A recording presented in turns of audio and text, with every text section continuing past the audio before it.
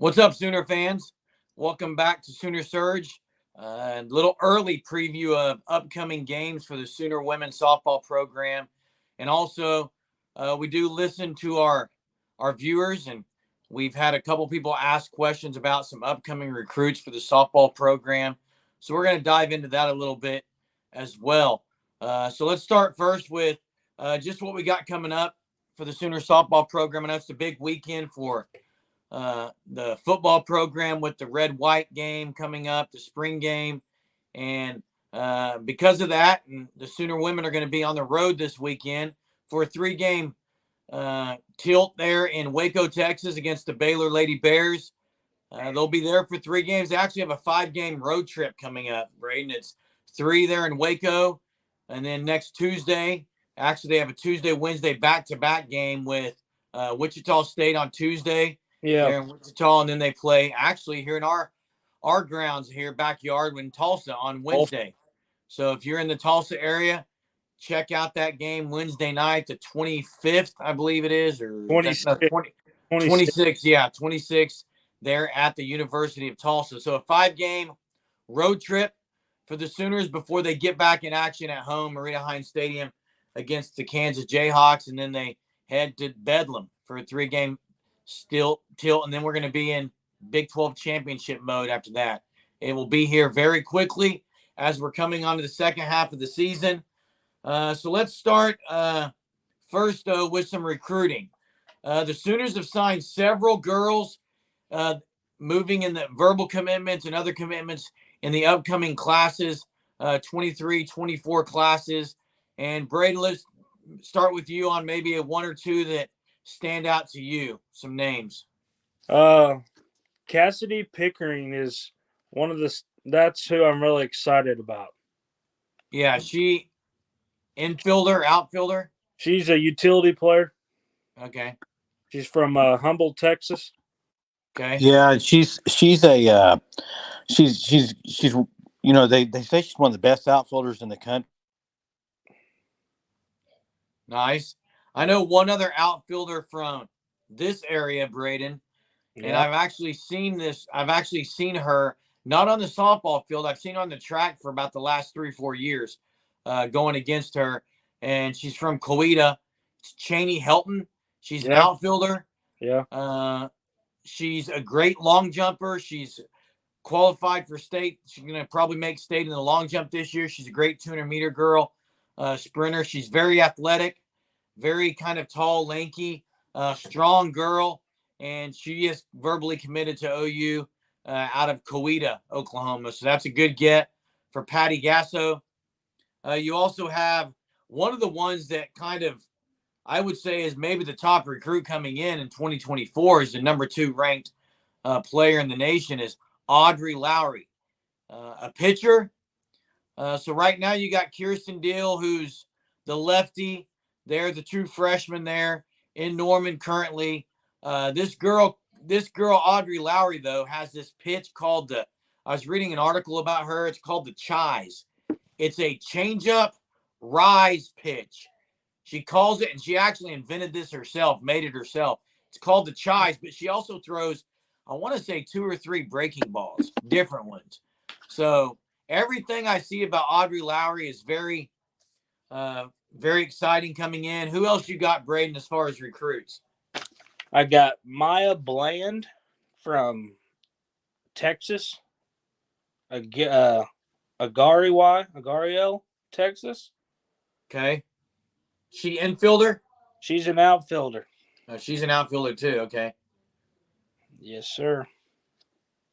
I know a couple of others in that class of 2024 is Tia Malloy, who's an infielder, and Gabriela Garcia.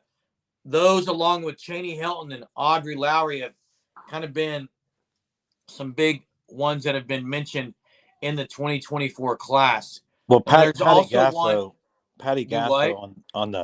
on the Maya Bland, Patty Gasso compared her to Riley Boone. Just as far as like she can hit over the fence with one swing, she said on her quote, and also can lay down a bunt. Just that was kind of her comparison of Maya. Yeah. And who's the one from Hawaii that's committed? Nelly Nelly Marinez. Marinez, yeah. Marinez. Anybody from Hawaii, man, is gonna. I mean, that's been a good place to get some players, right? Yeah. Oh, yeah. And what you're seeing here is so you got the Coeta girl, you got, as you mentioned, Brandon, a couple Texas girl, Audrey Lowry. I want to say was from Tri-State, Tri-West High School or something. Jay, if you can check that.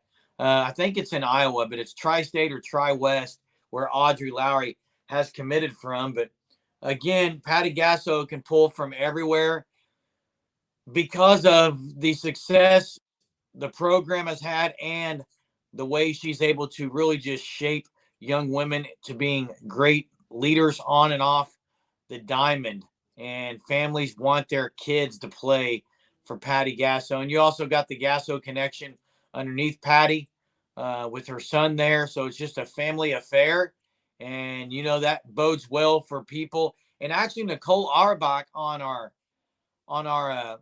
podcast early in the week when we talked about the Sooner softball program, she talked about the reason maybe that all these just the ratings and things are going up for women's sports is kind of the families that are out there watching. There's a lot of families that go and support the program, and you see that a lot with OU softball and really the way that Patty Gasso has just taken everything and built that monster of a program, that just stalwart of a program that's going on there in Norman, Oklahoma. Jay, did you find out Yeah, Indiana. Audrey Lowry girl from Iowa? Indiana. Yeah, I knew it was one of the Big Ten kind of areas. Yeah, yeah. So that's some of the up and coming softball girls. And what you don't see really in softball, like you might see in some other sports, is you don't see a lot that switches on their commitments once they commit. You know, other sports, you get those athletes that commit. A verbal commitment maybe isn't a strong thing, but seems to be that it's more locked in stone with softball and some of the other women's sports I've noticed. I don't know if you guys have any takes on that, but that's something I've noticed. Yeah. Yeah. Hey, what are your thoughts on this weekend with, you know, OU's only loss being to Baylor? Now they got to play them again with the revenge factor. Should be an interesting series, man. Well, yeah, I mean, here's go my ahead, Brad. here's my take. If Jordy Ball does pitch game 1, she's got to realize what she did the last time she pitched against Was him. she the one who started against him? Yep. Yeah, and hey, look, I mean, you can take this to the bank. It's going to be a 3-game sweep. I would love to get 3 shutouts with Mace, Draco, and Ball all getting pitching one game, but I think it's going to be 3 run rules. I don't think Baylor is ready for what's about to hit them. The Sooners are not happy about the loss that has a blemish on their record right now, and I don't think there's going to be a close game there in Waco. Yep. What are you thinking, Jay? I forgot about that being their only loss of the year. I don't know. I mean, I could see it, like you said, with the sweep, but there's also part of me that thinks, I mean, it's tough to go undefeated. It's tough to have one loss, right? I mean, to me, and I said earlier on in one of our other ones that I think they would lose another game, slip up. I thought maybe it would be Oklahoma State, maybe, but it could be it could be Baylor, in my opinion. I mean, the Baylor's going in with the attitude, we beat this team once, why not do it again, right? And Yeah, so, what was the final in that game? 4-3. yeah, OU kind of didn't OU come back near the end and almost. Yeah, and they just couldn't get the bats going. That was early in the season. They're a different team with. I don't think Kenzie Hansen was in that game. Nope. No, but you guys have played sports. When you've beat a team and you've played a team that's that good and you've beat them, your mindset is we've done it, we can do it. And so I think Baylor's going to have that mindset. And I mean, OU's going to be the top of their game this weekend. I think to run, especially like you're saying, Jeremy, to get 3 run rules, they're going to be really on their top of their A game. Yeah, I think they will be. I don't think Patty. I mean, I think that's what they're going to have this weekend. But yeah, it is 5 games away, so I think Patty Gasso is going to have them locked in this road trip, this business trip, and it'll be exciting to see though. Friday, Saturday, Sunday, Tuesday, Wednesday, 5 games in what 6 days? 6 yeah, days. 5 games in 6 days. So really, you're going to need the pitching. You're going to need all 3 of them, probably 4 of them. You're going to need to see Kirsten Dill. You're going to need to see her out there some in the next five games, I think. So hopefully they can get a lead and throw her in there some and rest some of the arms. But I think we're going to see some, girls like Nugent, Erickson, some of these girls maybe that haven't gotten tons of run or game time. Who? Lilio? Quincy? Yeah, I think we're going to see some that we haven't seen maybe just with 5 games in 6 days. Avery Hodge. Right, Avery Hodge, yeah. So, yeah, should be exciting. Yeah. You guys that have questions for us, again, we love to hear from our viewers. We love to see comments. So drop us some comments, ask us some questions.